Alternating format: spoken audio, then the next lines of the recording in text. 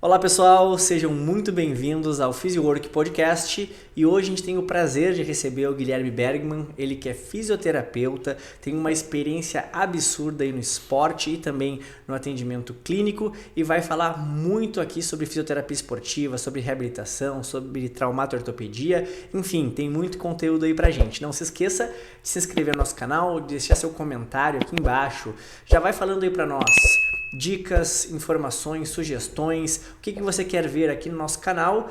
E agora então a gente vai começar aí com o Guilherme. Seja muito bem-vindo aqui ao nosso podcast, Guilherme. Muito obrigado. Agradeço o convite, né? Mais uma vez estamos nessa parceria com a PhysioWork e vamos bater um papo sobre fisioterapia esportiva, sobre, enfim, as atualidades aí nesse mundo crescente atual da fisioterapia, né? E tudo que a gente vem discutindo atualmente aí para tornar o processo de reabilitação e a fisioterapia cada vez mais evidente, né? Dentro do que a gente acha que é válido e o que é interessante para compartilhar para o pessoal. Maravilha. Guilherme, a gente tem aí então um cenário cada vez mais forte da fisioterapia esportiva, não atuando só diretamente no esporte de alta performance, mas principalmente no esporte amador. E hoje em dia já tem até, eu acho que uma nova nomenclatura, que é o amador de alta performance, se eu não me engano, é algo do tipo, né? Como tu vê hoje o entendimento das pessoas e a busca das pessoas, principalmente pela prevenção e manutenção da parte física junto ao profissional da fisioterapia esportiva? Então, eu acho que hoje, né, inclusive eu estava conversando com um paciente ontem sobre isso, sobre como mudou, né, como cresceu a fisioterapia esportiva.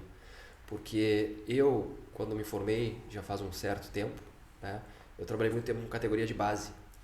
Então tu tinha um volume muito grande de atleta, muito volume de atendimento, mas a fisioterapia ela era assim, basicamente reabilitar, curar de uma lesão, né? E a gente estava falando justamente sobre como aumentou, né, a gama da abordagem da fisioterapia, como a fisioterapia hoje está presente em várias partes, né, em muitos modos de atuação. Exemplo, prevenção, né, como tu falou. Então hoje assim, não necessariamente o paciente, o atleta, ele vai te procurar porque ele tem uma lesão, mas daqui a pouco ele tem uma queixa, ele percebe que talvez a performance dele não é tão boa quanto ele gostaria, justamente porque ele tem algum tipo de queixa, algum tipo de limitação, e ele te procura para tentar solucionar isso, né? A gente vai fazer, obviamente, uma avaliação abrangente, uma avaliação clínica específica, de acordo com a modalidade que ele pratica, juntar alguns fatores de risco que são inerentes àquela prática e aí tentar montar uma estratégia para que ele diminua essa possível queixa que ele está apresentando, mas também tentar gerenciar esse risco de ele apresentar uma nova lesão. Então isso hoje a fisioterapia está muito presente, né? Não só na alta performance, mas também nesse sentido que tu falou. A questão do atleta amador de alta performance. Então, hoje as pessoas se dedicam muito ao esporte, mesmo sendo amador, mesmo não tendo ganho financeiro com isso, né? É uma diversão, um hobby que acaba se tornando, né, uma prática recorrente, né, e que dá muitos benefícios, muito prazer, muita sensação de bem-estar para esses pacientes.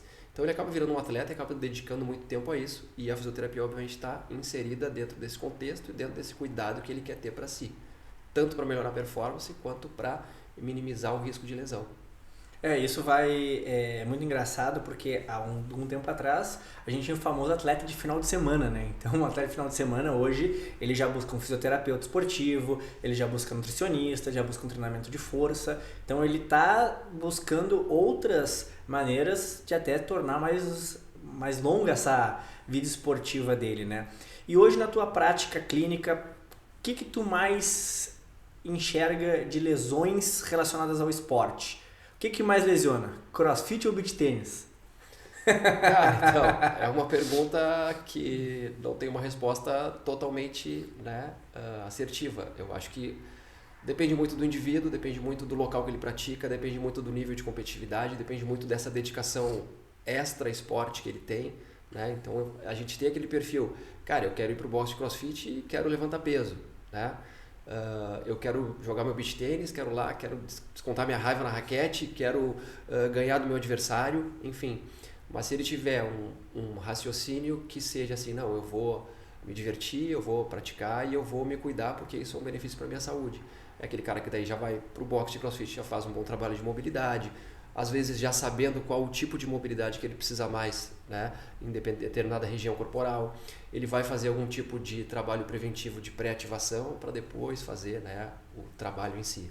E da mesma forma o atleta de beach tênis. O cara daqui a pouco tem alguma queixa, algum histórico de lesão, e ele vai se dedicar mais para tentar, né, melhorar a sua performance no jogo, mas também fazendo essa parte preventiva. Não existe assim, né, claramente na literatura qual o esporte que lesiona mais, né? A gente tem uma série de estudos que relacionam estatisticamente a prevalência e a incidência dessas lesões, mas é muito difícil assim. Eu no meu consultório atendo muito mais, né, atleta de corrida e atleta de final de semana de futebol, por exemplo, do que atleta de beach tênis e de CrossFit. Mas também talvez seja, né, o meu local de atendimento, o meu nível de relacionamento com indivíduos desse tipo de prática de esporte, né? Eu nunca atendi no box de CrossFit, talvez quem atenda no box de CrossFit veja muito mais isso, né? Quem atende próximo ou daqui a pouco participa de um grupo de beach tênis também, né, acaba atingindo mais esse público. Eu hoje, né, na atualidade, o meu público maior ainda é o futebol, né, devido a ter muito tempo de carreira dentro desse esporte, e também o pessoal da corrida de rua, né? Como eu atendo dentro de um centro de treinamento de funcional, tem muita gente que no próprio treinamento pode ter alguma queixa, né, ou já tem um histórico de lesão pregressa mais antigo, e tem, né, algum tipo de alteração aí, que ainda sente algum tipo de queixa, algum tipo de rigidez, né, e aí acaba nos procurando para tentar resolver, né, ou pelo menos ajudar nesse sentido. Mas o boleiro de final de semana, eu acho que ainda é assim, né, o paciente que mais aparece para mim, né? Aí tem torte de tornozelo, lesão muscular, lesões de joelho, né? Lesões mais variadas, mas principalmente de membros inferiores. Hoje, qual a lesão que tu mais trata? Ou que tu pensa assim, bah, essa aí é o meu carro-chefe? Cara, eu acho assim que a dor anterior do joelho, né, a síndrome femoropatelar, é a que mais aparece. Porque normalmente são pacientes que têm algum tipo de prática esportiva, né, com algum tipo de limitação, e normalmente uma limitação que já vem de longo tempo, né? Alguns pacientes não são eu já não sou o primeiro fisioterapeuta a atender, já passou por 1, por 2, por 3, já não fez nada, já mudou de esporte, já se adaptou, mas hoje é um tipo de paciente que ele demanda muito trabalho, né? Porque a gente sabe que essas alterações elas não são só mecânicas, né? E mesmo as alterações mecânicas elas são muito variadas, né? Então eu tenho um cara, por exemplo, que ele tem um valgo de joelho e tem dor anterior no joelho. Tem um cara que tem um varo no joelho e também tem dor anterior no joelho, né? Então às vezes não vou te dizer difícil, mas às vezes a gente tem que abrir um pouco mais assim o leque para tentar avaliar muitos outros fatores, né? Além desses mais simples que a gente estava acostumado a avaliar, né? Como eu te falei, eu já estou formado há um bom tempo, então assim, quem tinha dor anterior no joelho ou tendinopatia patelar, cara, era porque ele tinha encurtamento de isquios tibiais. Era isso, então o cara tinha que alongar e tirar a carga. Hoje a abordagem é totalmente diferente, né? Eu tenho que pensar em quadril, tenho que pensar em tornozelo, até vou pensar no encurtamento dos isquios tibiais, mas eu tenho que pensar e abordar de uma outra maneira que é muito mais ampla atualmente, né? Essa visão mais global, hoje ela é totalmente tem que ser utilizada, né? Então acho que mudou muito em relação a isso, principalmente quando a gente fala de dor no joelho, acho que dor no quadril, a gente consegue relacionar muito as outras estruturas, né? Essa questão da sinergia ali do nosso corpo. Guilherme, conta pra nós então um pouquinho da tua carreira, o que te levou a fazer fisioterapia, como é que foi essa tua caminhada até aqui? Então, eu sempre gostei muito de esporte, sempre gostei muito de futebol, né? Sempre fui praticante assim, de musculação, sempre gostei dessas práticas esportivas. E quando, né, o cara vai acabando ali o colégio, o cara vai tendo que decidir qual caminho vai seguir. Eu sempre soube que seria uma coisa mais no esporte, né? Então, eu pensei em fazer nutrição, pensei em fazer educação física, não conhecia fisioterapia. Sempre quando a gente vai falar, quando a gente tá nessa época da vida, vai falar, vou fazer educação física, alguém fala, não, tu vai ser pobre, vai passar trabalho. Tem tudo isso, né? Tem tudo isso. Mas enfim, eu sempre gostei muito disso, mas eu não conhecia fisioterapia até então. E eu era muito fã do Ronaldo, né? E nessa época que eu estava, né, terminando o colégio indo para a faculdade, que aí é 2002, quando eu entrei na faculdade, então foi bem na época que ele teve aquela lesão grave, né, que ele teve a ruptura do tendão patelar. E como eu era muito fã dele, eu vi algumas informações e muitas informações falavam assim, não, o fenômeno acabou, o Ronaldo não vai mais jogar, nunca mais ele vai voltar a ser o mesmo fenômeno de antes, não vai conseguir mais atingir o alto nível. E aquilo me despertou uma curiosidade muito grande, né? E quando eu vi que ele estava conseguindo retornar, eu comecei a pesquisar, pô, o que esse cara fez, como é que é, né? E aí eu comecei a ver que ele tinha feito um trabalho no Brasil, tinha vindo aqui fazer um tratamento fisioterapêutico, que isso tinha conseguido elevar ele de novo, né, num mais alto nível. E eu falei, cara, é isso que eu acho que eu quero fazer. Eu quero trabalhar com esse tipo de cara, eu quero trabalhar recuperando esses caras de lesões, quero ver como é que funciona. E aí eu comecei a me enveredar, então, e decidi fazer fisioterapia na faculdade, né? E eu dei muita sorte que onde eu me formei, que foi na Fevale, em Novo Hamburgo, a gente tinha um projeto de fisioterapia esportiva que já era possível a gente participar nos primeiros semestres. Então eu já fui, né, literalmente me metendo nisso, participando de grupo de estudo, participando de grupo de pesquisa, participando de alguns atendimentos ali dos atletas do pessoal do projeto. E então, assim, eu sempre digo que desde o primeiro semestre, assim, desde o meu primeiro dia de aula, quando eu entrei nessa linha de anatomia humana, cara, eu sabia mais ou menos o que eu queria já, né? Eu sei, cara, eu quero trabalhar com esporte. Se eu conseguir trabalhar com futebol, ótimo, mas eu quero trabalhar com atleta. Mas a fisioterapia esportiva ainda estava engatinhando, assim, ela não era muito divulgada, ela não era, né, muito conhecida, assim. Talvez nessa época ela tenha começado a crescer bastante. E como isso só cresceu, aí no fim eu também consegui um estágio no Inter, acabei ficando, me formei, trabalhei na base, trabalhei no profissional, então foi assim, tudo meio que já direcionado, né? Sempre com muita dedicação, contando com aquela pontinha de sorte também, que as coisas foram dando certo, né? E sigo aí na área, né? Não mais trabalhando dentro de clube, dentro de agremiações esportivas, mas trabalhando bastante ainda com atleta, seja de alta performance, né? Ou seja os atletas amadores aí, que são os que ainda me procuram para fazer algum tipo de trabalho. Muito bacana. Vamos lá. Sabe que hoje, tu falou do Ronaldo, faz muito tempo que eu não vejo uma lesão de tendão patelar. É verdade. Ruptura, nem na mídia, nem de jogador profissional, nem na clínica. Olha, faz muito tempo que eu não vejo uma lesão de tendão patelar. Não que seja uma coisa comum, mas faz muito tempo que eu não vejo. E hoje, tu ainda faz algum esporte, pratica alguma atividade? Já testou o CrossFit? Nunca testei CrossFit. eu já atendi numa academia que ela não era bem de CrossFit, tá? Mas ela tinha algumas pegadas assim de funcional cross funcional, como é chamado, enfim. Mas nunca me despertou assim, tem vários conhecidos que fazem, mas nunca me despertou assim esse interesse. Eu sempre gostei de fazer a musculação aquela tradicional, a marombinha mesmo. Marombinha, Cariani e companhia. Sabendo que não é funcional, né? E hoje eu trabalho dentro de um centro de treinamento que é totalmente funcional, né? Claro que tem alguns marombinhas lá que fazem um treino mais isoladinho.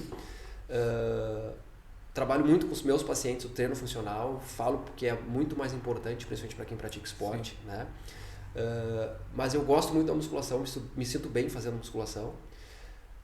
E hoje assim, que é bom a musculação, porque a gente não inventa muita moda. Exatamente. Sentadinho, empurra, exatamente. Puxa. O risco é muito baixo, né? E o cara que é fisioterapeuta, às vezes convém não se arriscar muito. Exato. Mas de uns 3 meses pra cá eu comecei a bater minha peladinha de novo no futebol. Boa. Tá? E talvez por isso eu esteja cada vez mais reconhecendo a importância de fazer um treino mais funcional.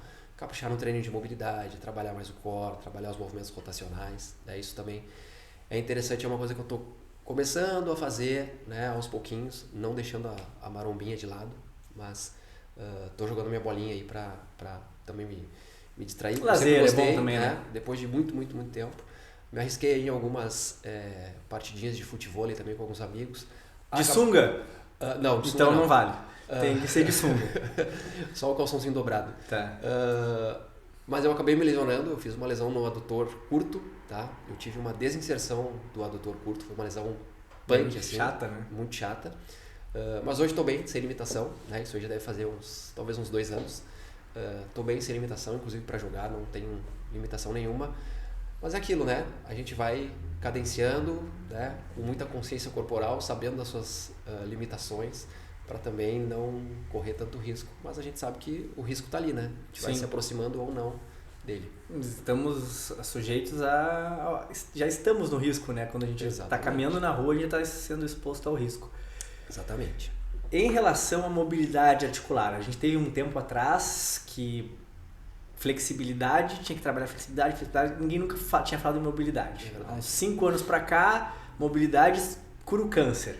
Brincadeiras à parte.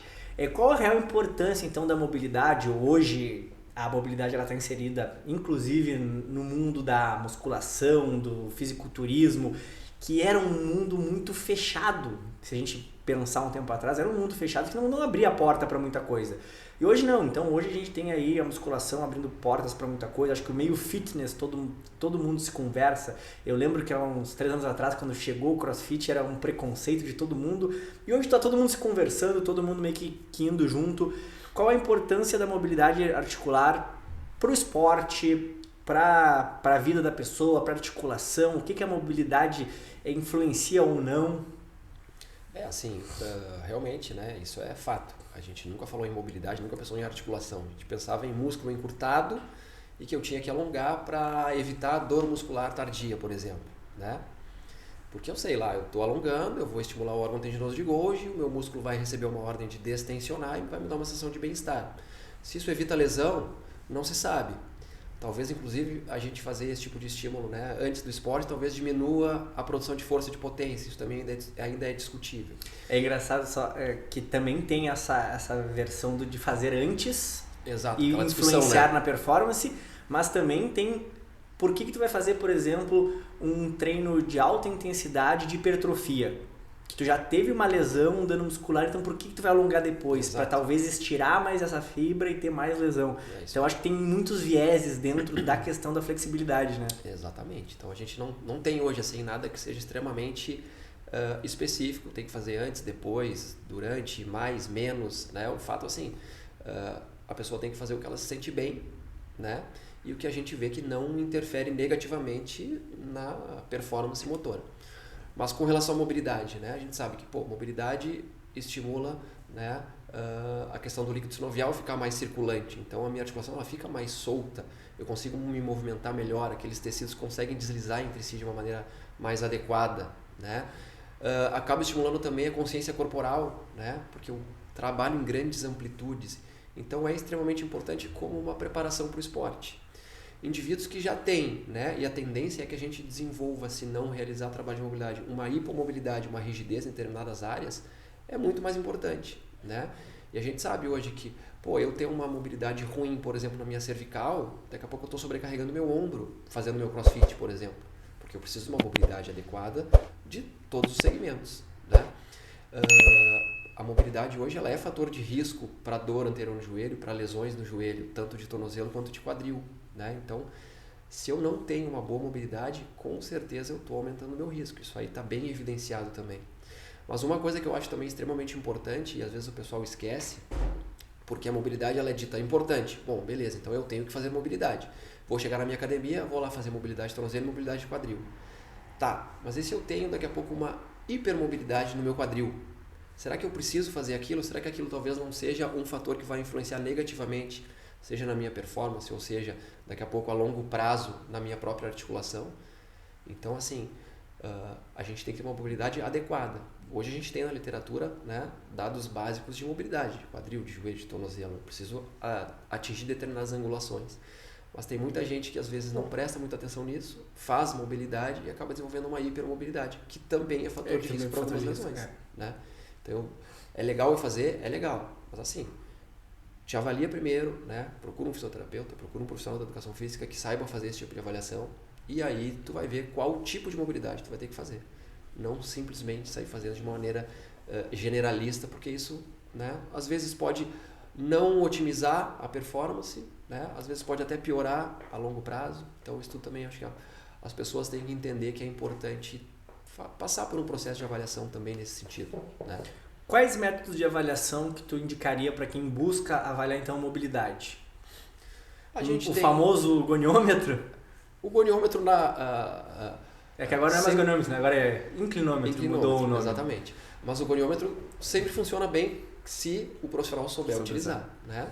Mas a gente tem posicionamentos. Hoje tu abre o aplicativo do celular e está ali o inclinômetro, né?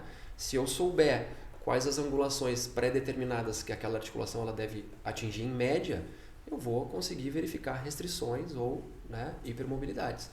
Tendo essa informação, a gente consegue então encaminhar, né, algum tipo de exercício, algum tipo de metodologia com esse paciente. Lembrando também que às vezes a gente vai avaliar uma questão de mobilidade de maneira passiva, né, que a gente deve fazer, mas a mobilidade ativa também é importante, né? Então, daqui a pouco avaliar como é o comportamento durante o padrão de movimento daquele paciente, daquele indivíduo, né? Porque se ele está ali deitadinho na maca, sem carga, e eu movimentar, e eu der uma forçadinha, daqui a pouco eu não pensar em algum, né, não observar algum tipo de movimento compensatório, a mobilidade dele daqui a pouco vai estar boa, né? E se eu não prestar atenção, então, em todo esse aspecto, assim, eu posso estar também deixando algum tipo de viés de informação.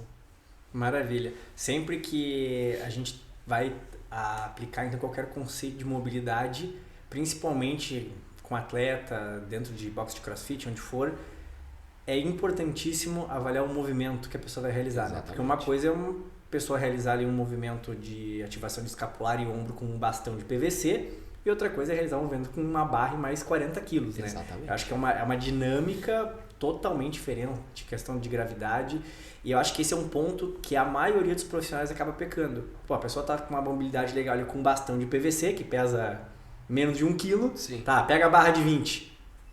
Pô, quantos por cento aumentou essa carga, né? E a pessoa tá lá toda torta, fazendo uma compensação na lombar, que é o que mais acontece, ou até a questão que eu vejo também que existe muita, vamos dizer assim, falta de conhecimento, coisas básicas, que a pessoa não saber que o ombro depende da escápula, a gente falou que a lombar depende do quadril. Então essa questão de sinergia, acho que ainda a pessoa precisa estudar mais para entender antes de botar uma barra lá de 20 quilos ou qualquer outra coisa. Sobre métodos de recuperação no esporte. Então acho que cada vez mais aí outra coisa que está super em alta, e principalmente da crioterapia, principalmente imersão, né? Hoje em dia todo mundo tem na varanda de casa, tem lá uma piscina de imersão. Qual o benefício da crioterapia, essa de imersão? Para que ela serve? Quanto tempo a pessoa deve ficar? Enfim, faz um resumo aí para nós. Porque é muito utilizado no futebol há muito tempo, né? É muito utilizado no futebol, né? Realmente, há muito tempo. Eu lembro de viagens assim, Copa São Paulo. Vamos ter que fazer crioimersão. Bom, compra uma piscininha ali daquelas de plástico, bota lá em algum canto do hotel, toca gelo, toca água e obrigatoriamente acabou o jogo, chegou no hotel, vai fazer a crioimersão, ou se der no vestiário, né? E isso também é uma coisa que é bastante discutida ainda, né, no meio científico, porque a gente não tem o tempo exato, a temperatura ideal, porque é muito individual, né? E essa individualidade biológica ela varia muito de pessoa para pessoa. Tem muito atleta, tem muito indivíduo que, cara, ele não tolera ficar numa banheira fria, né?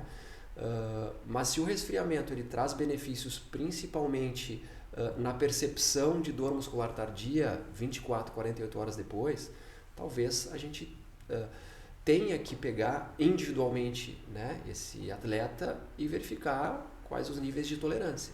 Então, assim, hoje o que a gente mais tem, assim, de mais claro é que a temperatura não precisa ser 1, 3, 5 graus. Talvez tu colocar uma temperatura de 6 a 10 graus durante um tempo de 10, 15 minutos seja interessante, traga benefício no que diz respeito à recuperação, né? Hoje em dia a gente vê assim, muito atleta fazendo banheira de gelo com temperaturas bem baixas para desenvolver resiliência, por exemplo, né?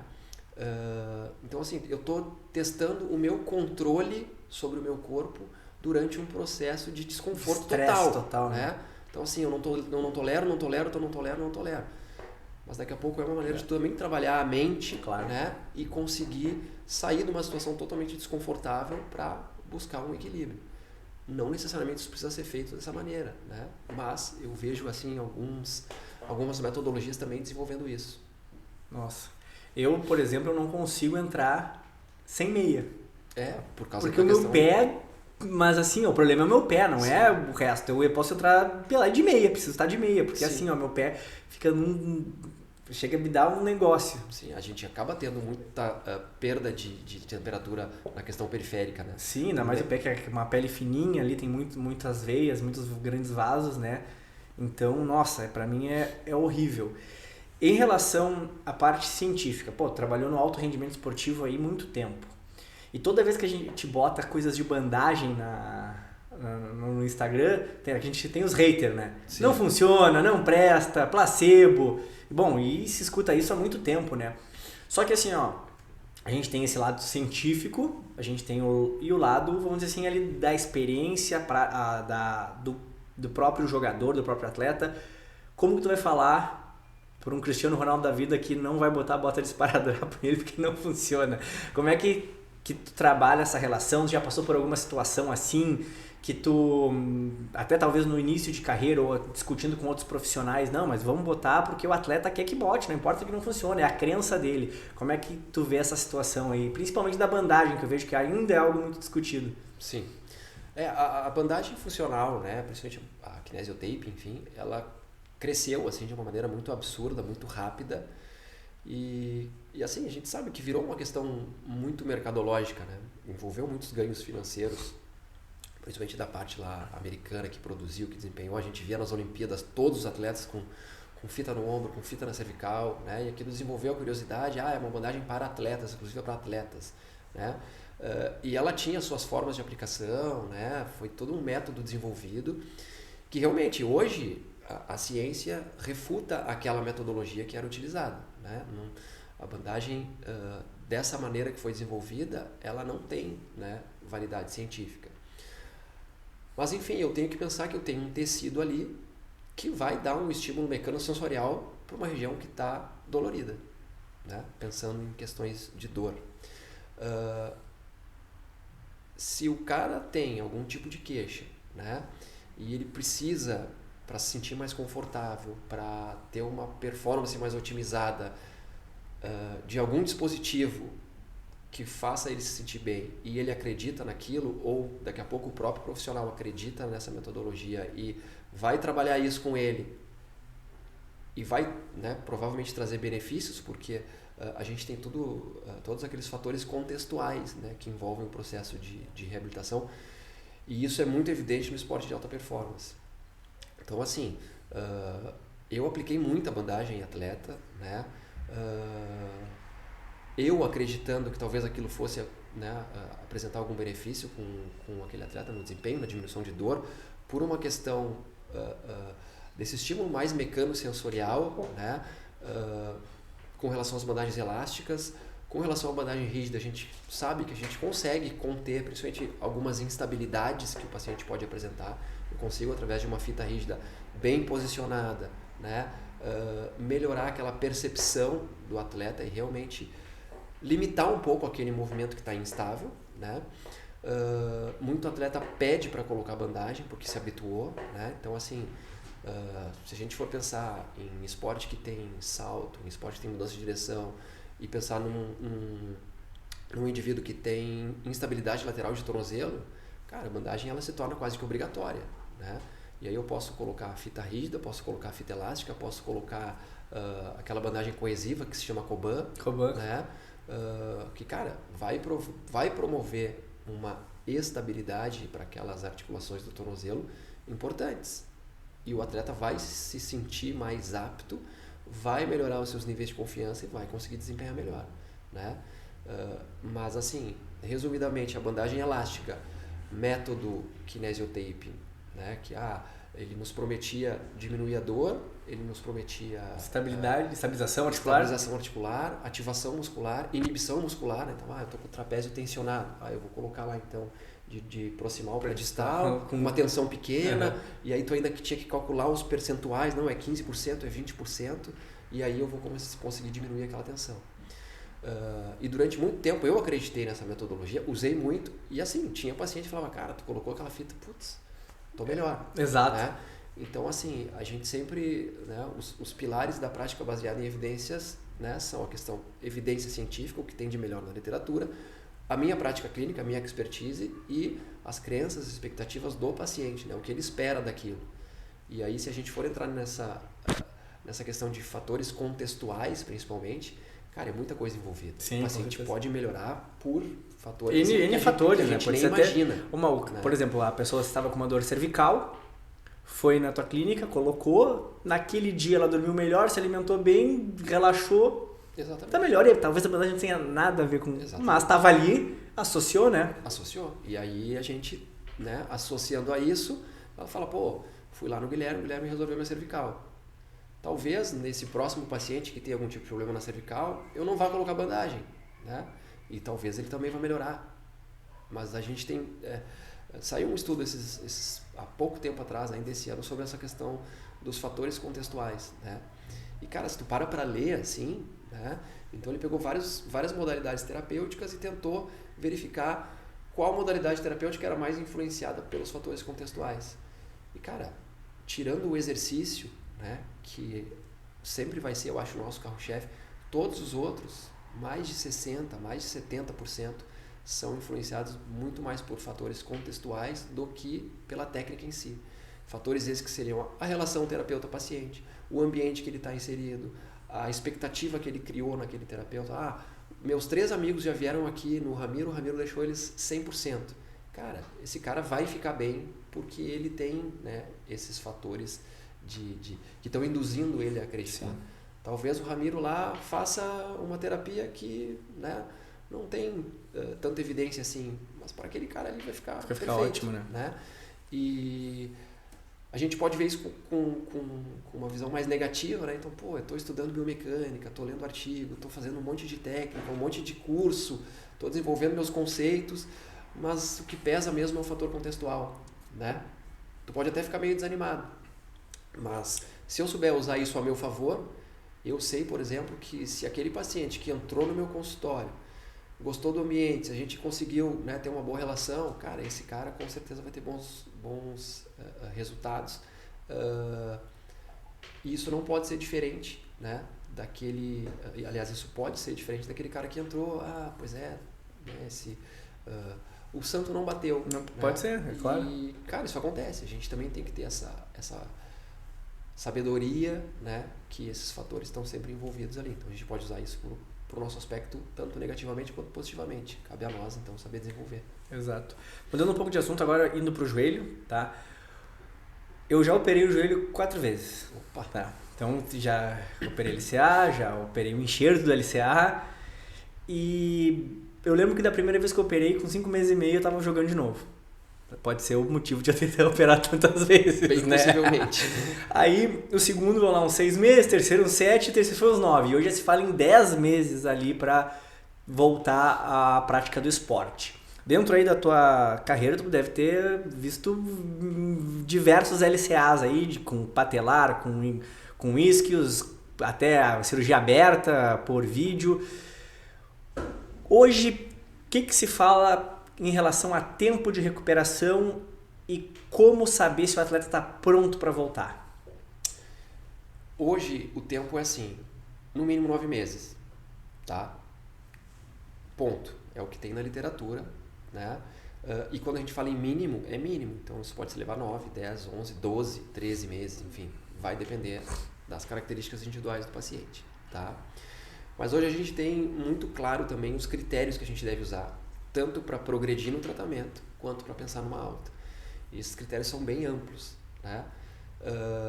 Então a gente tem, né, hoje assim, um risco muito maior, né, de o paciente ter uma relesão, seja uma reruptura do LCA, ou algum tipo de lesão associada ainda no joelho, se a gente não obedecer esses critérios, né, esses critérios principalmente de progressão, e se a gente acabar dando alta para o paciente. Só que a gente tem que saber o seguinte, né? Se eu estou trabalhando com um paciente que ele é de alta performance, ele está dentro de um clube, ele depende disso para viver, né? Ele tem patrocínio, ele tem os ganhos financeiros, eu tenho toda uma estrutura voltada para a reabilitação desse paciente, né? Agora tu pega um cara que é amador, né? Que faz, vamos pegar o CrossFit, né? E que daqui a pouco ele rompeu o LCA,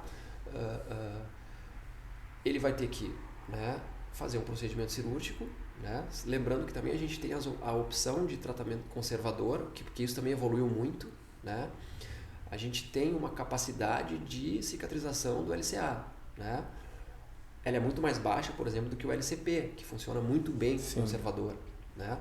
Mas, cara, se eu rompi o LCA e a minha demanda esportiva ela é baixa, eu não tenho sensação de falseio, eu tenho índices de força muscular adequados, né? Eu tenho bom controle neuromuscular, talvez o tratamento conservador ele funcione para mim, né?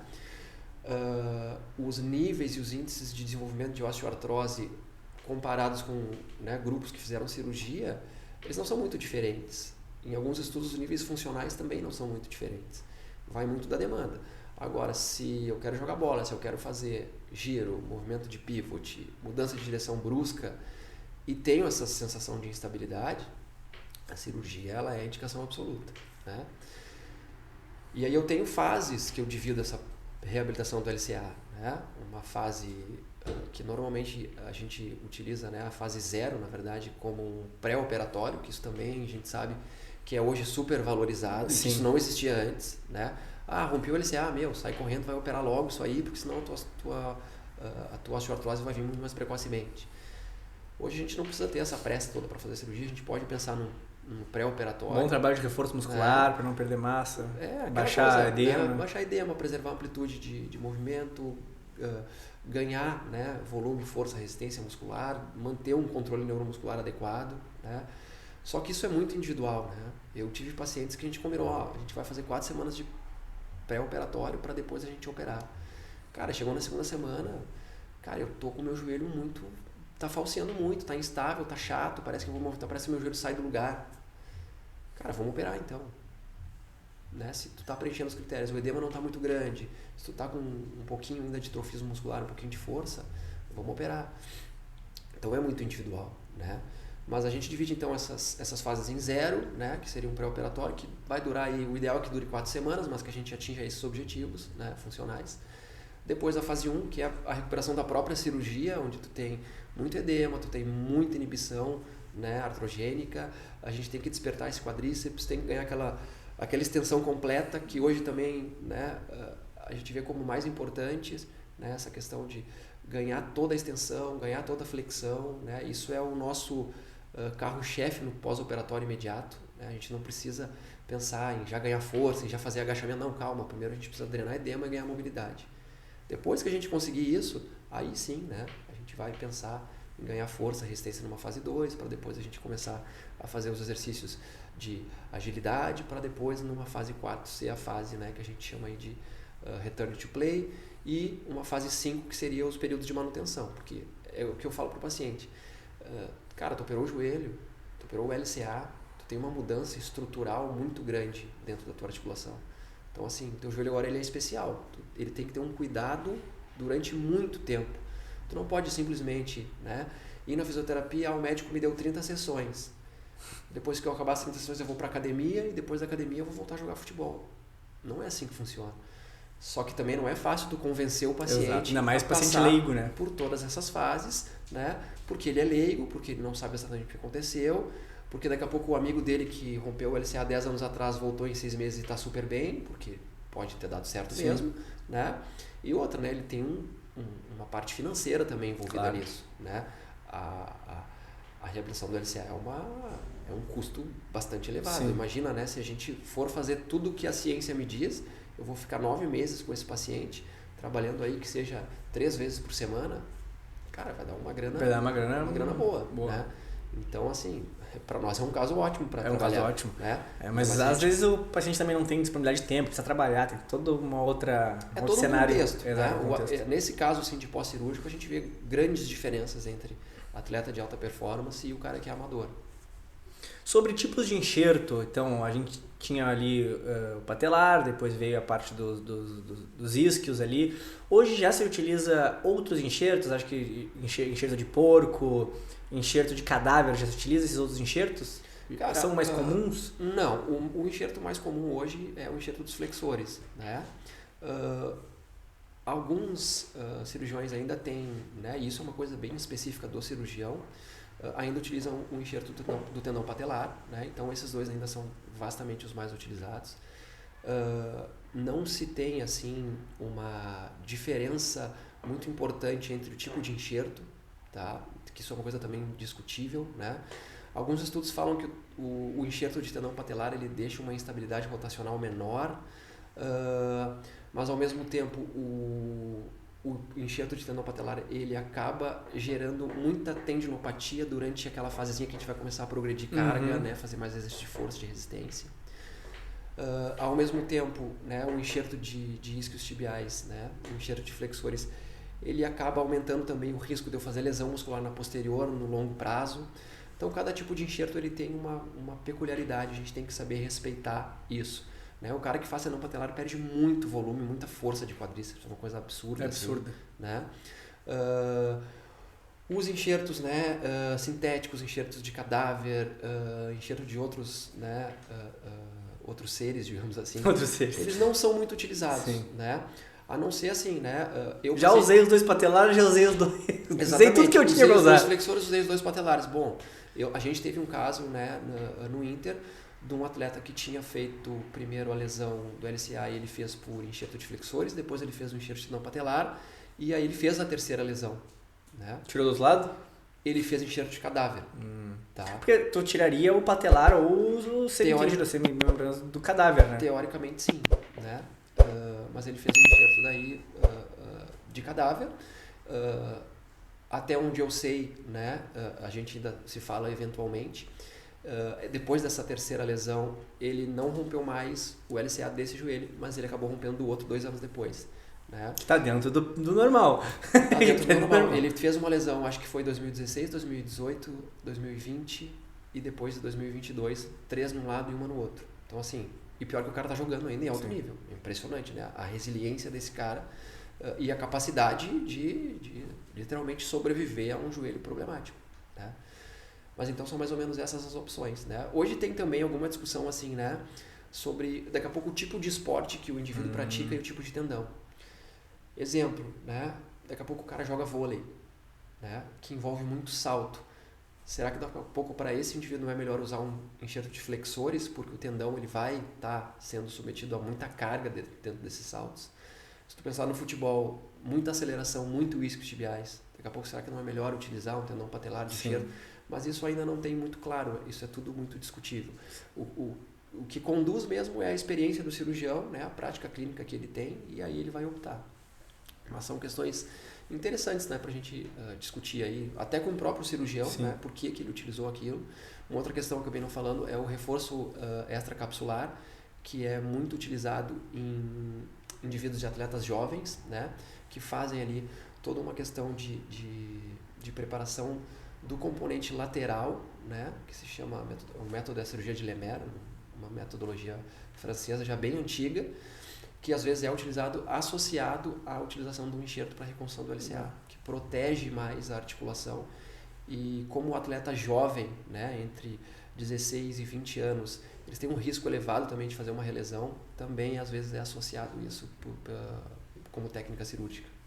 Eu não sei se tu lembra que utilizavam antes um botãozinho. O endobottom. O endobottom, isso não se utiliza mais.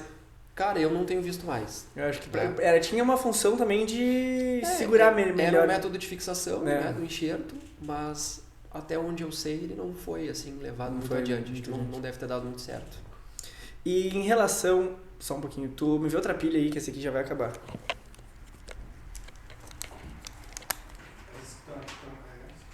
Boa pergunta. Aquela que tá lá no carregador tá carregada.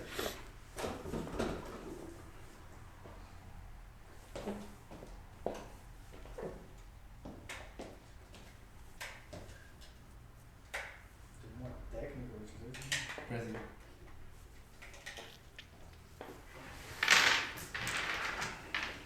Posso colocar todos aquelas aqui? Pode botar 4.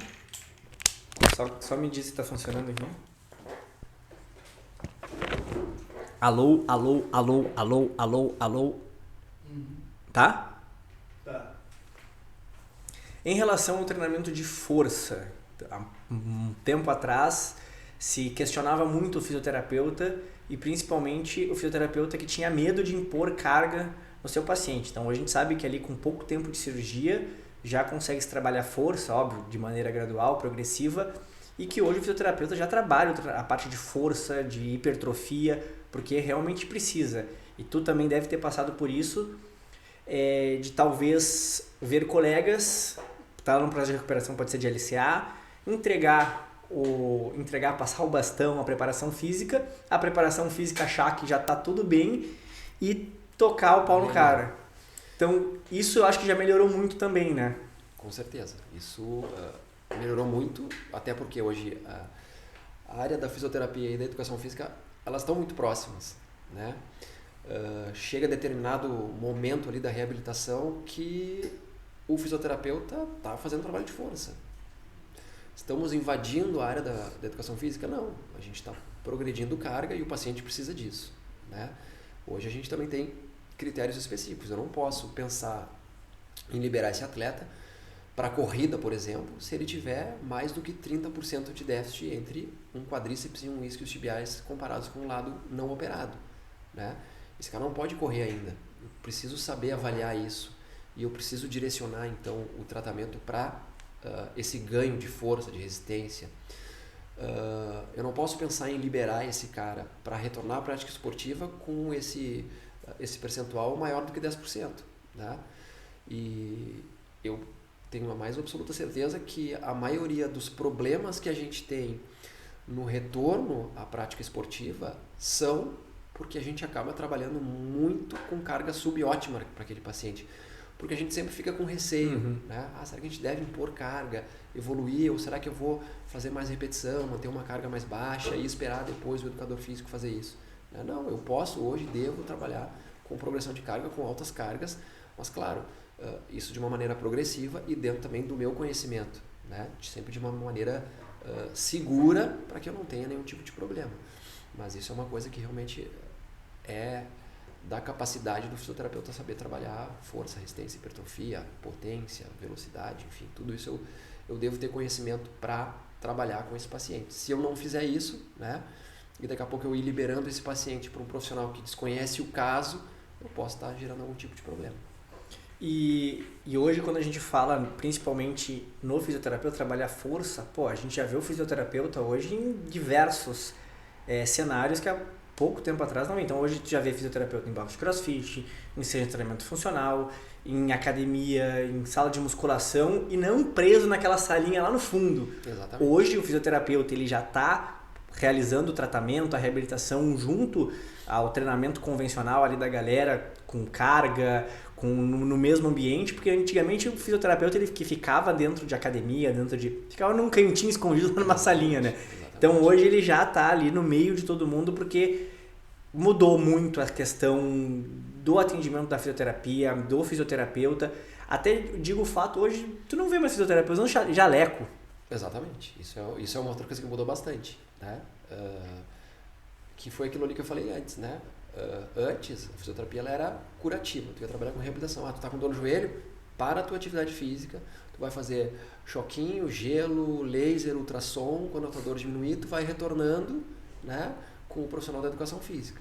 Não, hoje a gente tem toda uma progressão, toda uma sequência de tratamento, né, que vai, né, se for uma fase muito aguda, talvez realmente afastar parcialmente esse cara das atividades, né, mas de preferência nunca totalmente, se for um cara que gosta de praticar esporte, né?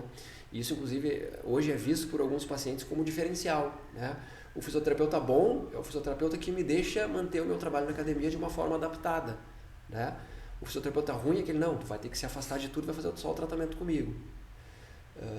Se tu fizer isso com um paciente hoje que gosta de atividade física, que se sente bem, cara, com certeza ele vai procurar outro profissional. Com certeza. Né? Então assim, cara, hoje eu posso estar com uma entorse de tornozelo gravíssima, de muleta, de robofoot, por que eu não posso ir na academia fazer um trabalho de membro superior? Por que eu não posso fazer daqui a pouco um trabalho de cadeia cinética aberta para a perna? Sim. Né? A gente consegue adaptar isso.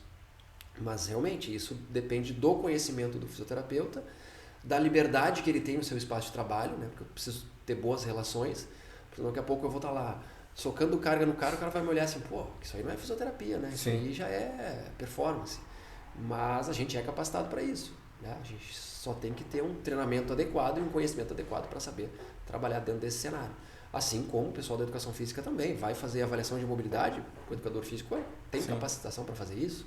Não é exclusividade do fisioterapeuta, ele pode fazer isso e eu tenho que achar... São profissionais do movimento, normal, na verdade. Exatamente. Tudo que envolve o movimento a gente está junto, né? Então se eu tiver uma boa relação, uma interação, cara, funciona perfeitamente. É só a gente se respeitar e saber, né, até onde vai o espaço de cada um, sabendo que é tudo muito próximo. Maravilha. Em relação à bota pneumática, então está se usando muito também em tudo que é lugar e às vezes nem se sabe por quê, né? Mas eu já usei, também já fiz usado e é uma sensação muito boa, tu sai, parece que sai ali pisando em ovos, como se diz assim, flutuando. O que traz de benefício a bota pneumática? Como é que funciona? Cara, a bota pneumática realmente ela deu um boom assim absurdo, né? Tem muita gente que usa, né? Eu no consultório tenho uma bota e, cara, tem paciente que ele quer marcar uma sessão de bota. Né? Cara, quer fazer a bota? Para mim é ótimo, eu tenho ali, eu consigo atender outro paciente enquanto isso, né? Ou daqui a pouco eu posso inserir dentro de algum outro tipo de intervenção que eu vou fazer com o paciente, né? E essa sensação de leveza, né, de melhora na dor muscular tardia, ela é real para a grande maioria dos pacientes. O quanto isso está inserido, né, daquilo que a gente falou dos fatores contextuais, das crenças, das expectativas, a gente não tem a certeza, né? Mas, teoricamente, se eu faço uma compressão sequencial, eu vou estar, na verdade, fazendo, às vezes, de uma drenagem linfática, né? Eu vou estar direcionando esse fluxo linfático, né, de distal para proximal, e isso vai ser reabsorvido de uma maneira mais rápida. Como é um sistema passivo, quando eu tenho um edema, né, no joelho, por exemplo, eu posso fazer uma compressão local naquela região. Isso provavelmente vai me trazer benefícios. Se isso vai ser duradouro, a gente não tem certeza, né? Mas que isso provavelmente vai trazer conforto. E o paciente tendo esse conforto, daqui a pouco eu posso trabalhar outras valências, outros conceitos com ele, ou seja, me traz benefícios. Tem muito paciente que, né, dá esse relato, cara, estou me sentindo super bem no outro dia. Tem paciente que quer comprar a bota pneumática, né? Porque também tem uma questão mercadológica, eu vejo lá os caras do futebol usando, né, os caras postando lá no Instagram que estão fazendo a botinha, então eu também quero fazer isso. Mas ela traz benefícios que ainda não são muito bem elucidados, né, com relação a questões bioquímicas, fisiológicas.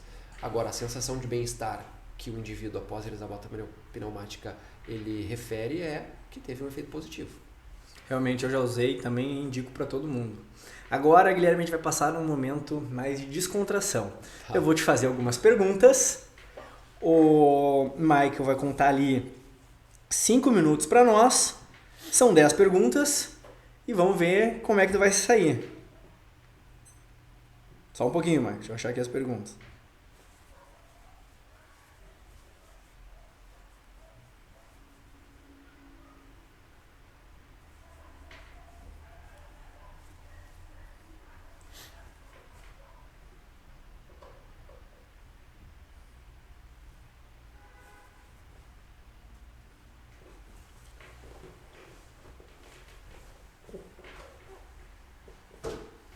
Está pronto? São perguntas de conhecimento geral, tá? E ninguém conseguiu acertar as 10 ainda. Tá? Preparado, Mike? Foco nele. Qual é o maior oceano do mundo? Letra A, Atlântico. Letra B, Pacífico. Letra C, Índico. E letra D, Ártico. O maior oceano do mundo? Atlântico. O maior oceano do mundo é o Oceano Pacífico. Errei, comecei mal. Segunda pergunta. Qual a capital do Canadá? Toronto, Vancouver, Ottawa ou Montreal? Ottawa. Ottawa, certa resposta. Essa daí a maioria erra, gente. Quem escreveu Dom Quixote? William Shakespeare, Miguel de Cervantes, Gabriel Garcia Marques ou Fernando Pessoa? Nem sei, letra B. Letra B, está certa a pergunta, Sorte acompanhou. Miguel Cervantes. Qual é o elemento químico representado pelo símbolo O? Ouro, oxigênio, ozônio ou ósmio? O? Ó. O2 no caso. Não Ó. tem dois. O. Ozônio. Não, peraí. Não vamos errar aqui, ó. Ele tá dando como oxigênio, mas seria O2, né? É, pois é. Então cancela essa pergunta, mas vamos pra próxima. Em que ano o homem pisou na Lua pela primeira vez? 1965, 1969, 1972 ou 1975? 1969. Correta a pergunta. Olha aí, ó, hein? Qual desses países não faz parte da União Europeia? Alemanha, Suíça, França ou Espanha? Não faz parte da União Europeia. França? Suíça. Suíça. Essa tá muito fácil. Essa aqui eu vou ter que falar com o editor lá. Quem pintou a Mona Lisa? Vicente Van Gogh, Pablo Picasso, Leonardo da Vinci ou Claude Monet? Leonardo da Vinci. Correta a resposta. Qual o planeta mais próximo ao Sol? Vênus, Marte, Terra ou Mercúrio? Mercúrio? Mercúrio, certa resposta. Ó, o homem ia bem no show do milhão, hein, gente? Qual a moeda oficial do Japão? Yuan, Ien, Yong, Higiti. Ien, correta a resposta. Olha só, errou uma até agora. Primeira, né? Comecei mal. Mas Vamos para a última então. Qual é... Ah, essa aqui tá fácil também. Qual o animal terrestre mais rápido do mundo? Leopardo, guepardo, cavalo ou canguru? Guepardo? Certa resposta. Agora vamos para mais uma pergunta. Qual a função do esqueleto? Sustentar o corpo humano. Destruir o castelo de Grayskull. Não, essa era sacanagem. Guilherme, um prazer te ter aqui com a gente, tá? Fique à vontade para retornar para outras oportunidades. A ideia é a gente ter outros podcasts com mais profissionais para a gente trazer estudo de caso, discutir outras coisas. Agora você vai olhar naquela câmera lá, com aquele olhar 43 e mandar aquele recado, falar o teu Instagram, falar qualquer recado que quiser mandar para a galera. Câmera toda sua. Beleza. Te agradeço primeiro, tá? Muito obrigado pelo convite. Meu Instagram, Guilherme Bergamo Fisioterapeuta, bem grande mesmo assim, tá? Quem quiser fazer contato comigo, sinta-se à vontade, né? Dúvidas, dicas, informações. Cursos, gente. Cursos, tá? Eu tenho alguns cursos que eu ministro, cinesiologia funcional, reabilitação de quadril e joelho, muitas aulas de pós-graduação atualmente, né? Estamos indo bem nesse sentido. E quem quiser marcar algum tipo de consulta pode ser pelo Instagram, tá? Meu consultório fica na Rua Schiller 93, dentro da Synergy CT, um centro de treinamento funcional bem interessante, bem diferenciado. Sugiro vocês também que, além de marcar uma consulta comigo, marquem uma aula experimental lá na academia, que com certeza vocês vão gostar muito. É isso, um abraço. Gente, muito obrigado mais uma vez pela audiência de vocês. Não se esqueçam de se inscrever no canal, deixar o joinha que nos ajuda muito. Deixe seu comentário, qualquer dúvida, qualquer coisa que ficou ali faltando durante a live, escreve aqui que a gente vai responder para vocês. E não se esqueça que daqui a pouco a gente está de volta com muito mais conteúdo. Valeu!